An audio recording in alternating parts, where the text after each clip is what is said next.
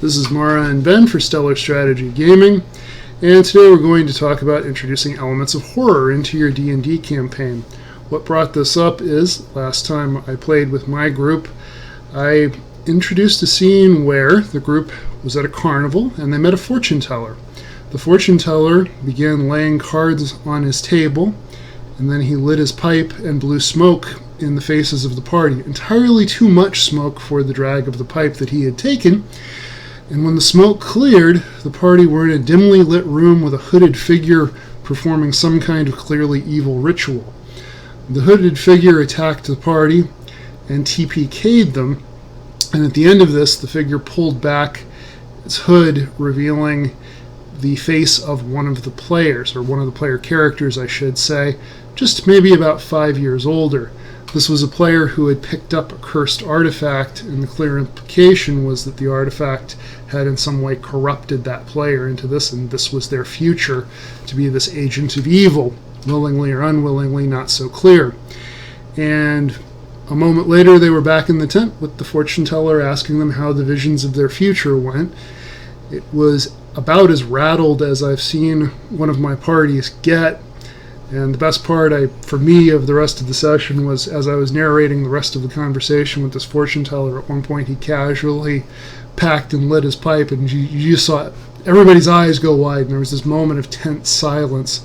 So if you can add horror to your campaign, it really builds suspense, it really builds engagement, and it really shocks the players out of what can be a little bit of an overly sort of consequence-free fantasy environment. Yes. Now, the main element of horror is surprise, I find. And I don't mean surprise in the sense of, oh, boo. I mean surprise in the sense of you're not expecting something on a fundamental level. A good example of this is another one of Ben's campaigns, where the party I was in at the time came across an abandoned village. The thing was, the village from the outside looked relatively normal and fine and like would have been active a few days ago. Not a soul in sight, not an evidence that a human had ever lived there other than the buildings themselves. That is creepy. That is genuine psychological horror, one of the strongest types of horror, because you're not expecting something, the implication that something could just wipe out an entire village with a snap of its fingers, or that something scared an entire village into running away. Now, bad examples of this include Cthulhu and the aliens from the Aliens franchise. With Cthulhu, the issue is mainly the fact that he's kind of the generic big bad of nearly everything horror nowadays. I mean, in the past 3 years, there have been 7 or 8 different games with Cthulhu where you end up trying to punch him in the face, which, A, defeats the point of Cthulhu, but also, B, it won't have the same impact if you're seeing it multiple times.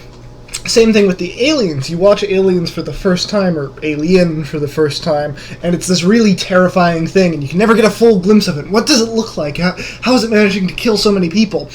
By the 3rd or 4th movie, though, it's basically just a shoot-'em-up game as a movie at that point. It's not scary. It might be a little fun to watch, but it's no longer a horror franchise at that point. And to clarify, this isn't meant as a criticism of Call of Cthulhu or the Alien original movie or even that franchise. The point is, it's not going to keep being scary either if your players have seen it before or if you've used it in your campaign before. And we're also, as Mara pointed out, we're not talking about sort of jump scares. Jump scares are really hard to do in a D&D setting. And in some ways, your players are expecting a jump scare, as sort of contradictory as that is. When you approach that village, you're expecting there to be a bunch of goblins that just destroyed the village, or you're expecting a bunch of possessed villagers to attack you. Like, those are normal things to happen in D&D. But the village is just abandoned, or it's your character that's attacking the party.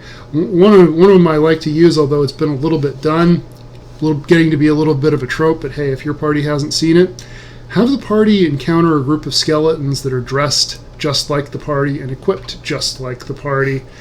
It can be a crunchy battle. The point isn't the battle. The point is, what are we seeing here? What is this? I don't understand this. I can't process this. This isn't something I was expecting or was ready for. Yes, and to give a few other examples, one of my favorites is actually a game called Amnesia: The Dark Descent, which I have never completed because it is just impossible for me. I scare very easily. But the thing is, the reason why Amnesia: The Dark Descent is an utter masterpiece is because it does not scare you until over halfway through the game. It spends all of its first half of the game building up suspense, making you think there's going to be a jump scare, and then never delivering on it, which that is how you do horror right, and also horror movies can really learn a thing or two from that. The lack of a jump scare can be as terrifying as a jump scare, if not more effective. In D&D, good examples would also be my ivory creatures, quote-unquote, from a campaign I ran, and the party went into a mansion on whatever quest I had given them. I think it was to find a generic magic item of some sort. But in one of the rooms they found a blood trail, and they followed that blood trail into the study of this very wealthy noble who had plenty of guards and basically ran the city. And inside that room, no body to be found, but instead a long, thin, spindly creature with an oversized head, no eyes, no facial features to speak of. In fact, the only reason why you could really tell that this thing was even there was because of the slight clicking noise it made when it moved. That I remember that the players were very shocked by this, and they didn't really try to fight it. They were just like, okay, time to retreat. Yes, and that's actually something you have to be ready for in your campaign, is sometimes if you do it too well, as happened with the campaign Mara described, where my players encountered the abandoned village. I described the abandoned village a little too well and made it a little too creepy. I had been planning on having the players interact with it, and they just completely noped out of the scenario.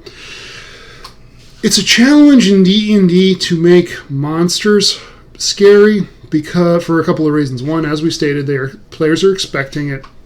Two, we have this whole monster manual, and you know there's always going to be that one person at the table who you start describing this horrific monstrosity or this horrific demon or devil or whatever it is. And, oh yeah, that's a gibbering mouther. Okay, everybody use, and they're going to know right off the top of their head what that creature's immunities and vulnerabilities are. And they're going to have some kind of an excuse for why their character also knows, because that guy always does. One way around this is to just do a little bit of homebrew, and you don't have to start from scratch with it, but you can take an existing monster from the monster manual and just reskin it a little bit, maybe give it one or two abilities that it doesn't already have. Oh yes, and there's nothing more terrifying than thinking you know that the giant skeleton is weak to radiant damage, and then it turns out that it's completely immune to that damage. It's kind of ridiculous, and if you don't do it well, it has the chance to lose its effect, but if you can pull it off, it will shock your players right out of their skeletons. The other option for those of you who either don't necessarily have the time to do massive homebrew, or for those of you who want a big bad who can really be terrifying, would be to use the Mordenkainen's Tome of Foes, one of my favorite books. I wish I actually had it right now, but in the Mordenkainen's Tome of Foes, you have demon lords, astral spawn, oblex, things like that.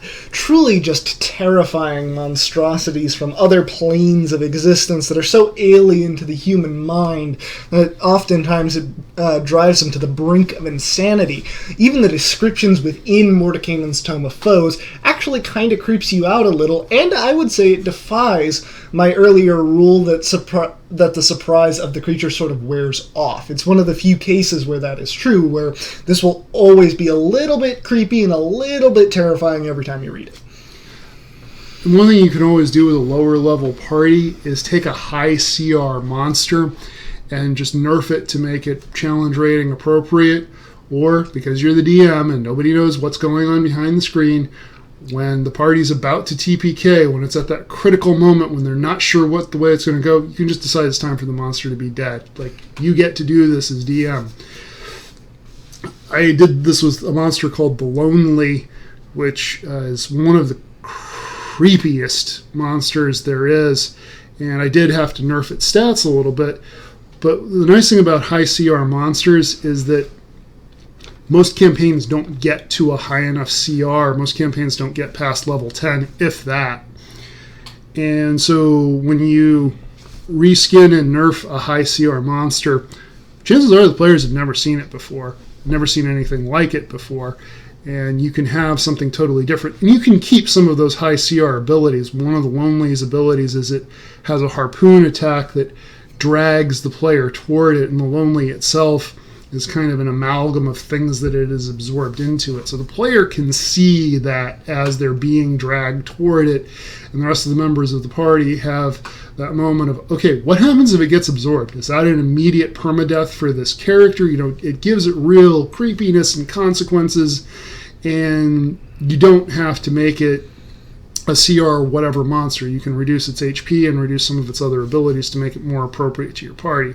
Yeah, and just as a little side note, but with the Lonely, I believe I was actually in the campaign where we fought that thing, and I used Remove Curse on it, and I saved one of the individuals that had been absorbed, sort of. And that actually kind of made it more terrifying in a few ways. Just the fact that these things are still alive while being part of this is an entirely different level, which was really well done.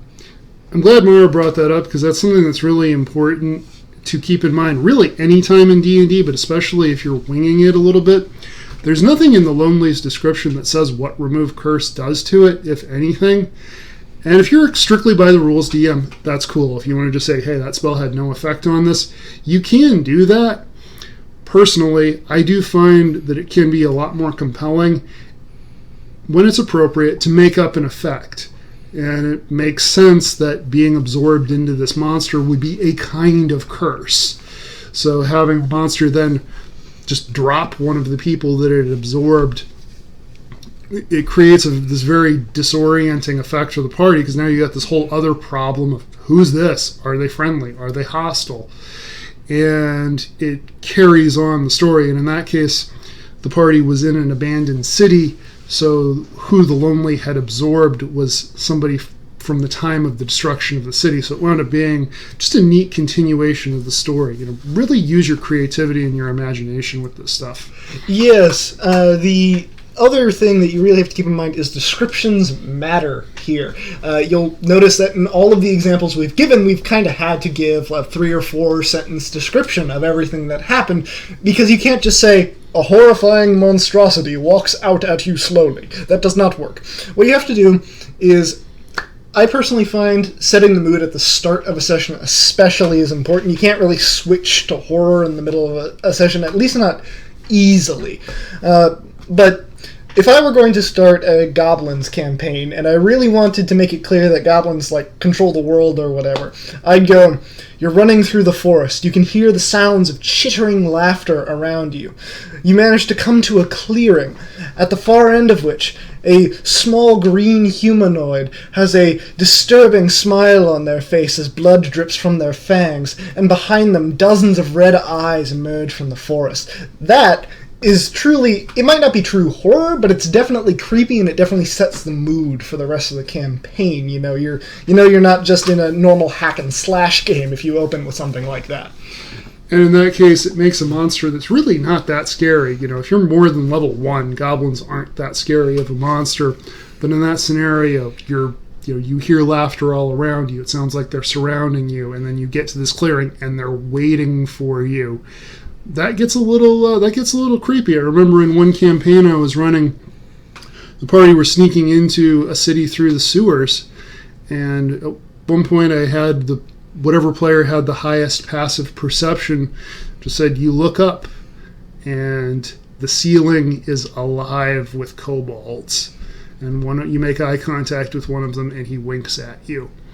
And that setting, there was no immediate attack, there was no immediate horror, but it was the same kind of thing. These things know you're there, they've been prepared for you, they're ready for you. Yep, and it is actually due to that encounter that anyone will notice that if we ever stream our D&D games, I tend to fire at kobolds on sight nowadays, because that really traumatized me.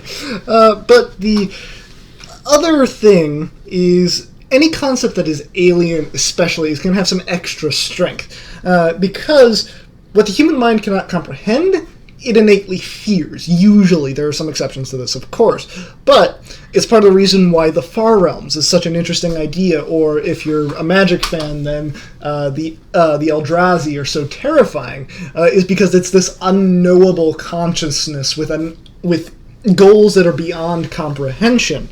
And even if that's a little overdone, I mean, it is basically just Cthulhu reskinned, there are ways you can still accomplish this. For example, if your players don't know much about Russian folklore, Baba Yaga can be a truly terrifying monster, especially if you're using the source material, not just the watered-down stuff. Seriously, if a chicken house runs at me, I'm leaving. But yeah, so that's definitely a great way to make up for some of the lack of terror at times, is make something just a little bit hard to understand, and your players will be all the more nervous for it. Great example of this from contemporary fiction is the Joker. Any of them, really. When you see the Joker as he's done in the comic books and the movies, particularly Heath Ledger's portrayal, and to a lesser extent Joaquin Phoenix's portrayal, what's terrifying about the Joker is that it's not really clear what he wants. So even there's no way with this character to say, you know what, fine, you're bigger than me, I don't want to fight you, whatever you want, you could have it.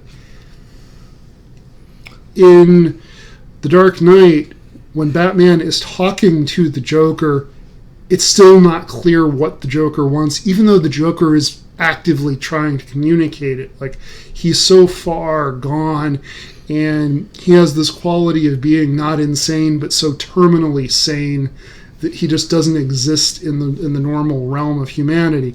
And this is a flesh and blood person, so you can make something that terrifying without superpowers, without magic, without even being apparently armed or physically a threat to whatever it's interacting with.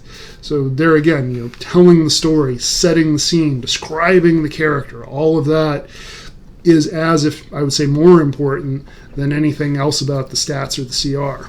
Yes, you can also pair this with things that are supposed to be unstoppable, as it were. For example, it's why the Tarrasque is the biggest bad in the entirety of the Monster Manual, is because it has the highest challenge rating in the game at the moment, and even the Demon Lords themselves do not have higher challenge ratings than this thing, which is really terrifying. On top of that, there's also John Wick as a good example. As he travels throughout his world, he accrues allies not really because they want to help him, but because they know that he is an unstoppable force who will kill all of them if he does not help them. John Wick is a person who survived a bazooka to the chest, basically, and killed a man with a pencil. It's pretty terrifying to have that be against you. In D&D, you might have this be your party busts into the mansion shouting about how they're going to purge all the evildoers from the land as their paladin marches forward prepared to smite it. And then inside the mansion, a calm skeleton butler says, "The master is waiting for you," completely unafraid of what your party is doing here, with a clear knowledge that they can survive it, or at least the confidence to think they can survive it, which in and of itself is a little bit scary. There's also things you can do to set up to make something scary or to imply that something else is out there. This was not my idea. I don't remember where I saw it. Whoever that person is, all credit to them. I really wish I remembered. The Tarrasque has spines on its back. Predators don't have spines on their back. What has spines on their back are creatures that are afraid of being attacked. So what has the Tarrasque evolved to protect itself against, that it needs a defensive measure like that? And that's something you could absolutely throw into a campaign just as a throwaway line. Like, yay, we beat the Tarrasque. And then as the DM, you mention that at the end of the session, or have an NPC mention it, and you're left with the player sitting there staring at you, wondering, what ungodly thing you're going to bring up next session. As always, we thank you so much for watching. We hope this was fun and informative.